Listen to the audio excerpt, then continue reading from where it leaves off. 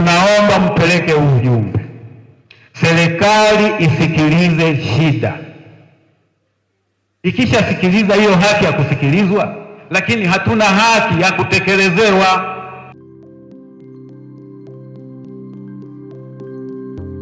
Mimi kwa majina naitwa Saidi Sharaudi Mbuye, ambaye ni mkazi wa kijiji cha Kewanja, kata ya Kemambo, Nyamongo, Tarime. Nyamongo nadhani ni maarufu kwa uchimbaji wa madini. Alafu mimi mwenyewe ni mwenyekiti wa chama cha ushirika Nyabigena, ambaye nilikuwa ni mhanga wa tukio la tarehe 30. Tarehe 30 tukio la maandamano lilitokea, lakini sasa mimi nasema kwa kuwa nilikuwa ni mhanga, wale watu mimi niliwahoji, Mwenyezi Mungu alijalia nikawahojiana nao, yale walioyatamka ndiyo nitataka niwakilishe kwenye tume. Wao asilimia kubwa walikuwa ni vijana umri wa miaka 15, 18 mpaka 30. Walifika kwenye ofisi ambayo ni ya Chama cha Mapinduzi, ambapo sisi chama cha ushirika tulikuwa tumepanga kodi ya nyumba ya mwaka mzima na kufunguliamo biashara mbalimbali ambazo nimeshawakilisha wilayani, mkoani mpaka taifa. Sasa chanzo cha kundi lile lililokuwa linapita saa 2:30 siku ya tarehe 30 baada ya uchaguzi usiku, kundi hilo lilikuwa ni kubwa zaidi ya watu 100.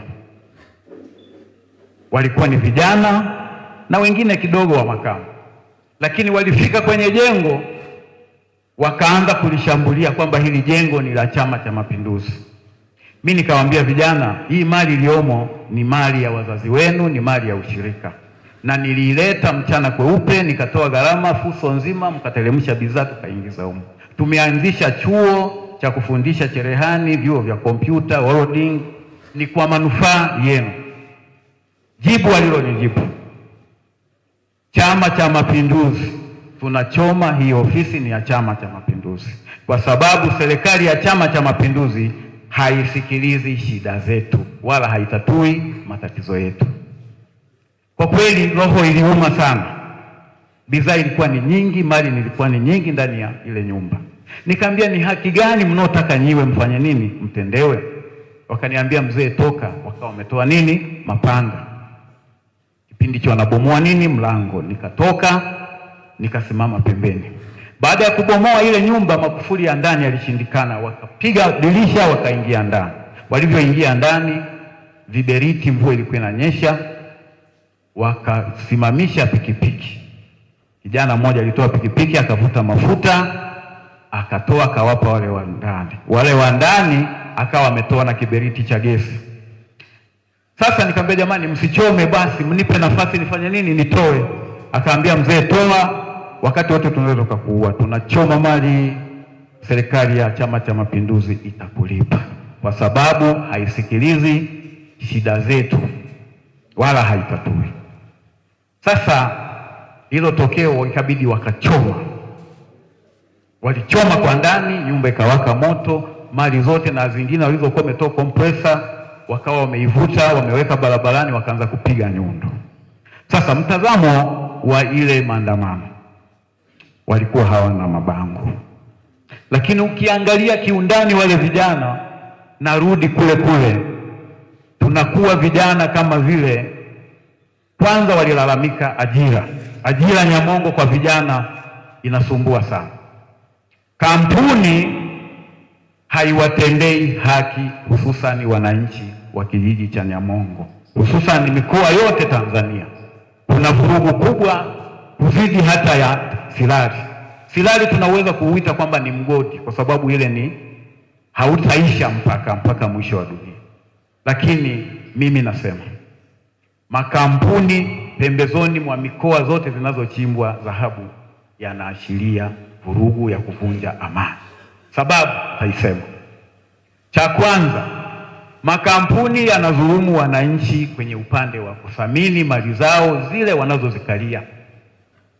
Tathmini zinafanyika kama mfano Nyamongo, alafu baada ya miezi 6 ile tathmini inafanya nini? Inayayuka. alafu kampuni inachukua yale maeneo inafanyia kazi. Wewe leo hii baba yake akahamishwa pale, kadhulumiwa, ametoka, unataka kuniambia atakuwa na amani na serikali inayomuongoza? Kwa sababu viongozi wameshirikishwa, kampuni imeshirikishwa. Hilo serikali mimi naiomba ifanye tathmini kwenye mikoa zote zinazozungukwa na migodi. Watakuta kampuni ndiyo chanzo cha kusababisha migogoro kwa ajili ya kudhulumu mali za wananchi na kutokuwatendea haki vijana kwa ajira migodini, mfano Nyamongo, hazipo. Unaambiwa tunataka mtu aliyosomea udereva wa dampa. Tanzania hapa chuo cha kuendesha madampa kiko wapi kama sio wao wanaotoa? Ukienda pale wanachukua mtu wa Arusha, mtu wa Mbeya, lakini wa pale hapati nini? Ajira. Hilo walilitamka. Jambo la pili, naishauri serikali, kwenye ushauri wangu wa kuthibitisha jinsi lile kundi lilivyosema, serikali ya Chama cha Mapinduzi haitatui shida. Ni kweli shida ya kusikilizwa. Tuna amani bila haki, amani haitakuwepo. Umri wangu sasa hivi ni miaka 61. Kwa hiyo ni tangu mwasisi wa Mwalimu Julius Kambarage Nyerere, na Mwalimu alitufundisha chama legelege huzaa serikali dhaifu. Udhaifu uko kwenye kutatua shida za Watanzania. Mimi nitalisema kama mwenyekiti wa chama cha ushirika, na chama cha ushirika ndiyo baba wa Chama cha Mapinduzi. Nendeni mkafanye tafiti. Mwalimu Nyerere alipokwenda Union alibeba pesa kwenye benki ya ushirika, akaenda kupigania uhuru. Kwa hiyo sisi kama vyama vya ushirika lazima hili tuliseme. Dhaifu utazaa serikali legelege. Kwa hiyo cha kufanya nini? Tunamshauri, tunaomba mpeleke ujumbe, serikali isikilize shida. Ikishasikiliza hiyo haki ya kusikilizwa, lakini hatuna haki ya kutekelezewa. Leo mfano, umekwenda hospitalini, umeeleza mimi naumwa kichwa, ukaandikiwa, akakusikiliza, akamaliza, lakini pale kuandikia dawa hazipo, nenda kanunue duka la madawa. Umesikilizwa, lakini haki ya kutekelezewa shida ile iliyokupeleka haipo. Hizi haki, polisi, haki ya kusikilizwa ipo, lakini ya kutekelezewa haipo. Mahakama, shida ya kusikilizwa ipo, lakini ya kutekelezewa haki yako haipo. Hospitalini na zenyewe ni vile vile. Kwa hiyo tutangulize haki ya kusikilizwa, iwepo haki ya kusikilizwa kile tunachokilalamikia. Kwa mfano, tume mmekuja kusikiliza, mmetutendea haki ya kusikilizwa, lakini ya kutekelezewa bado tunaisubiri. Inawezekana ikatekelezewa au isifanye nini? Isitekelezwe. Kwa sababu ni tume nyingi zimekuja. Kama mfano mimi nimekutana hii tume tangu janga, hii ni tume la 3. Kwa hiyo ninachokiomba mimi kwangu kama chama cha ushirika, tumepoteza mali nyingi, lakini mali haizidi kama amani. Amani ndio namba 1. Na pole sana kwa waliopoteza ndugu zao, wamepoteza marafiki.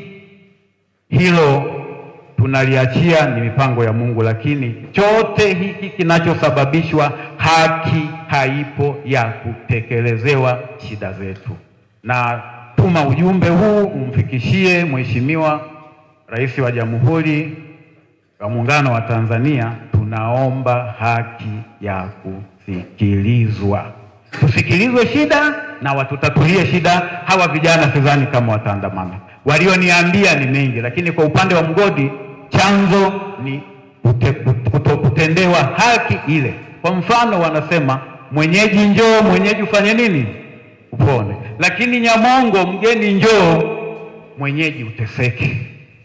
Watakupenda kweli? Na vijana wengi si watukani, wanapokuwa umetendewa jambo kama hilo, zinaingia siasa. Zinaingia nini? Siasa. Tunakuwa sasa kama mbwa akafanya nini? Jambo shika, anafanya kwa sababu wengi kama mfano Nyamongo, tukio walikuwa wanapewa 5,000, 6,000, wanakwenda wanapiga vipombe vyao wakaandamana, lakini ukiwauliza sababu ya kuandamana walisema hawasikilizwi. Baada ya kusema hayo, naomba kuwakilisha